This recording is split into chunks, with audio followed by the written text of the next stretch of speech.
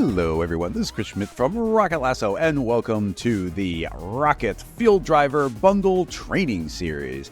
For me, this is the last video I'm recording for the actual training series, and then it's on to the quick start. Now, I'm very excited for this one. I've been intentionally staying away from showing this particular modifier off, but I really like it. It was the last one we added to this particular collection, and I think it just adds so much power into MoGraph. So we've been hopping around a lot of different scenes, but I'm actually going to just be hanging out in this one. Now, this is actually a scene file I put together for our very first plugin called Recall, and it was just to show off different camera angles. And I call this the MoGraph tree. So when I hit play, you're going to see I've got this animated tree, and we've got all these spheres traveling around, and they're just simulated, and we got some wind blowing around. So just a fun, simple scene here, just a bunch of spheres dynamically drifting around thanks to wind. So those are primarily being driven here just by this cloner. And you can see I've just got a disk shape that's creating this outline, and a target is making it look at the camera. That's how we got that kind of cartoony outline. And then I've got this tree, which is just a fully rigged tree with a bunch of simulated joints inside of it. But I am using a couple of different Rocket Lasso plugins like Mesh to Spline, set to outline, and it's generating dynamic splines all around the edge. And then I'm smoothing those out a little bit. So I'm actually generating a spline in real time. So you can see that I can just like scale this up or down and get more cartoony strokes along the entire thing right here in the viewport. And I could also render in things like Redshift or other third-party renderers. So let's talk about controlling some of the colors here, because that's where so much of the fun comes in. Let's start out with the leaves. So right now, nothing is controlling the color of the leaves. So let's create a brand new plane effector. And typically I like to rename these. So I'll say plane.c for color. Okay, so that's controlling the color. What do we want to have these look? How do we want these to look? Well, we could make pure randomness, but you know what? This time I think I want a little bit of uniform randomness. I'm going to say random field, and we'll turn on color, turn off the value. Now, there is a custom material on here. I should point out on the tree, if I move inside, it's got a vertex. Actually, that's a tree. We want the spheres. So the spheres has a color usually data. So it's just taking the color from the objects. So anything I feed in the MoGraph is feeding through this material. So we've got these spheres right now. It's random color, very uniform. But I'm going to go into the color remap, and let's say I want to feed a gradient through there. And we will create a lovely, let's do a neon gradient. Definitely, this is going to be a neon scene. So you can see we got all these lovely neon colors. Now, it's not as easy to increase the contrast. We don't have the bias slider inside of random. So I might push this a little bit further, or you have to go through and kind of manually select these and maybe scoot them in a little bit so you can start sneaking the green in and start sneaking them in. It's not perfect, but you can kind of see them. So one of the reasons I want to use the random on this one is I can start scaling it way up. And right now it's pure randomness, but if I keep on going further and further and further, eventually we're going to start getting a little bit of uniformity in here, which I think just starts looking pretty cool. So yeah, we start getting these clusters of different colors, and this just go to a spot that I like the look of. Yeah, something like that. Okay, I dig that. We got all these nice set colors. So that's looking good. But I think I'd like to manipulate these colors a little bit. So we can do that really easily on any color parameter in a cloner or in a field driver by creating a Rocket hue, saturation, and brightness. As soon as I create that, let's make sure we are actually affecting the color. We now get, just like Photoshop, 3 different sliders where we can now affect the hue of this object. We can affect the saturation of this object, cranking it up or pulling it way down.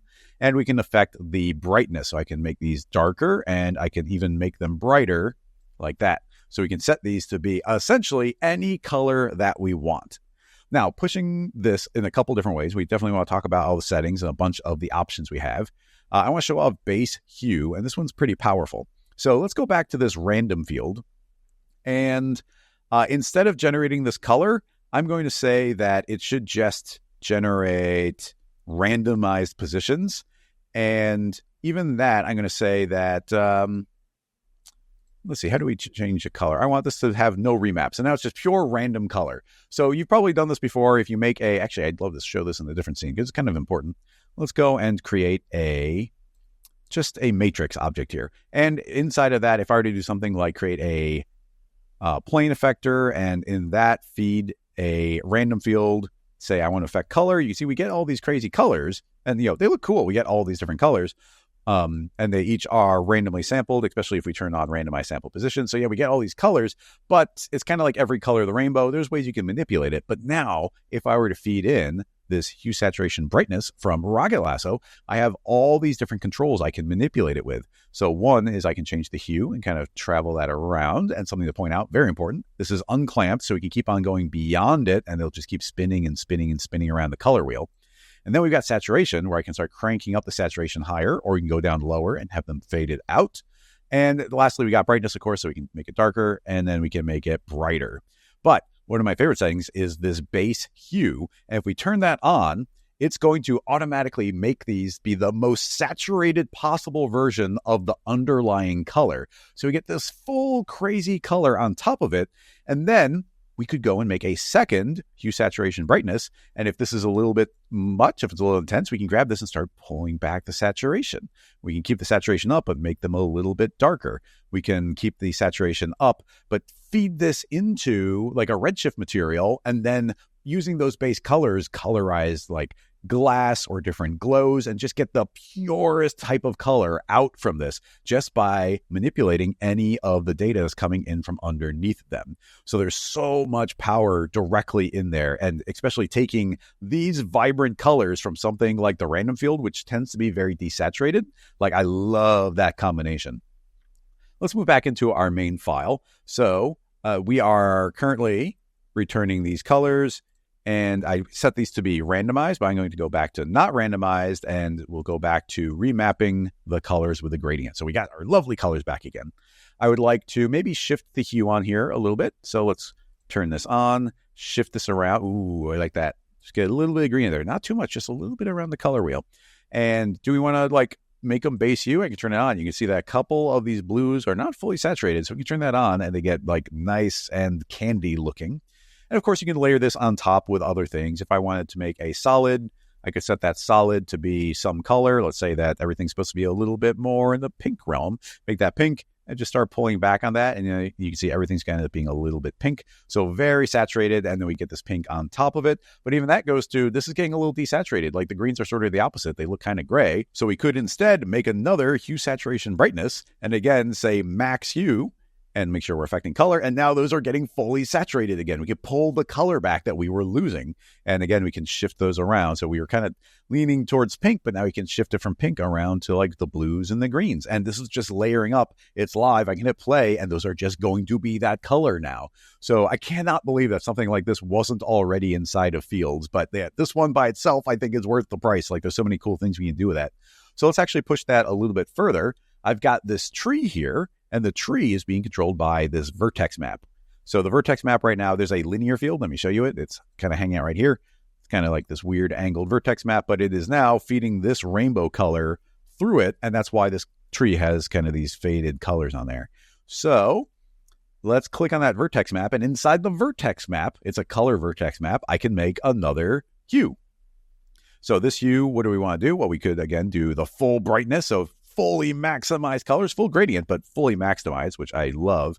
And then let's say I want this rainbow tree. I want these to be constantly shifting to different colors. If I grab this hue and start passing it along, you see how powerful that is, how crazy that looks. It's really trippy.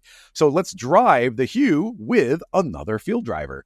So you'll notice that this is a tag, but field driver can drive tags. Right-clicking, I will add in an extension field driver, and inside of here, what do I want to drive? And we have this timer.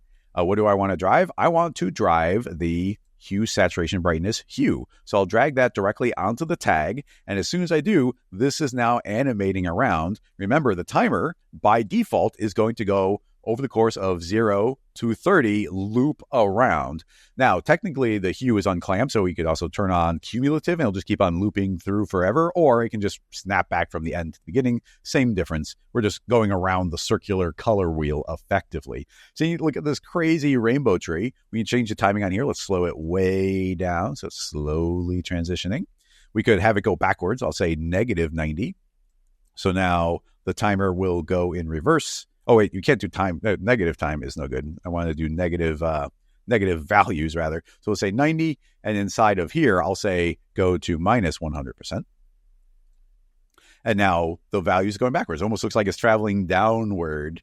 So now this tree is constantly changing. I kind of like it a little bit better positive, so we'll go back to 100. So that's traveling up. Now, if the tree is too saturated for you, we could go and, of course, feed in other modifiers, add in the solid. We can add in stop motion and say, hey, only update every 10th frame on the color. And now you can see that that is going to, actually, this is the thing driving it. So I could turn that, I can delete it here. I want to do this in the vertex map. I'm going to say, okay, the vertex map should have a stop motion to only update every so often. So I'll say only update every 12th frame. So now you can see it's solid, pop, pop, pop, pop. And again, we can put in a delay or even a decay, but let's do a delay and put a little bit of smoothing on there. So now it's going to jump kind of smoothly between them, but still got that stop motion feel as that travels through. If it's a little bright or saturated, we can add in another hue, saturation, brightness. And, no point in shifting the color. It's already shifting. But we could pull the saturation back. So we get the same effect from a different one being animated. And we can pull way back on it. Kind of adds to the cartoony nature when it's a little bit brighter. But we can also crank up the saturation and maybe make it a little bit darker. So complete control over the colors. Hopefully you see all the possibilities we can do by layering this up on top of itself. So that's controlling the color of the trunk, kind of in a rainbow. And I've even got the sky. I did set the sky up with a vertex map. It's not a proper sky. It's a big sphere. And that big sphere has a big linear field, and the big linear field is colorizing. Thanks to the color remap, it's colorizing with these nice colors. So thanks to that, we could go and modify this. So we'll go into our vertex map and again, put a hue, saturation, brightness, or HSB, and we can shift the color of the sky around just by spinning around the color wheel. I could desaturate that so it's a little bit foggy looking. We can crank it up and start making it super vibrant, like super blowing that out. Or, of course, you can turn on base hue and now absolutely maximized colors. That's a little extreme for me. We'll pull back on that. And I did like the increased saturation, but maybe not quite as much. And, we could brighten it up a little bit. We can darken it a little bit. So just find whatever looks good to you.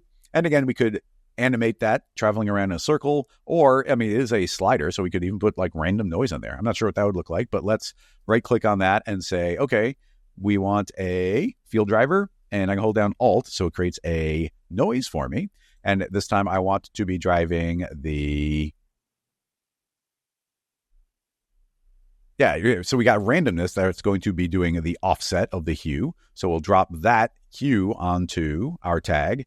And let's make sure that our random, like it is moving there, but let's speed this up. I'm going to crank up the speed so we can blatantly see it. And now you can see that the color is randomly drifting up and down by shifting the hue. And of course, we could add a little bias in there, make that a little bit more extreme, travel around. So super trippy, super crazy colors that we can layer up on top of this. And of course, whenever anything's too intense, we can slow things down. We could layer on another hue, saturation, brightness, pull back the saturation a little bit so it's not quite as crazy, or even delete that and just put, like I said, a solid on there and tell the solid to be some other color. Like let's get a little bit of this orange in the sky. Just pull back the opacity. So now we got shifting colors, but kind of these savanna colors going. So all of these layered together in really, really fun ways. Keep in mind all of the different crazy things that we can do with it.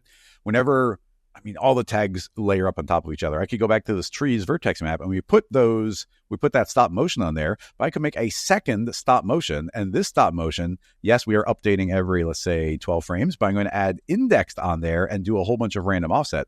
So now individual points are updating at different lengths of time and each one is traveling through randomly. So again, still based off that same original base animation. We can just turn all these off and get back to the raw linear field here generating the color, but then we can layer them all back up on top of each other and make some absolutely crazy animations. So I think that is going to conclude all of the training series for the new RKT Field Driver bundle. So I hope you've enjoyed. I hope you are inspired. I would absolutely love to see the types of things you put together. And if you've made it all the way through the training, I hope you check out the quick start. And I will be coming out with a bunch of tutorials because I wasn't able to put together a commercial here. We had to get this out the door. So I'm going to be trying to make a series of tutorials kind of explaining different things as I go, because there is a bunch more things I did not get to show off yet. And honestly, it's just a tool set that we're going to be able to apply to so many different places. So I'm very excited to show more off. But I think that's going to wrap this one up. Thank you so much for watching, and I'll see you in the quick start video or in a future live stream or tutorial. Bye-bye, everybody.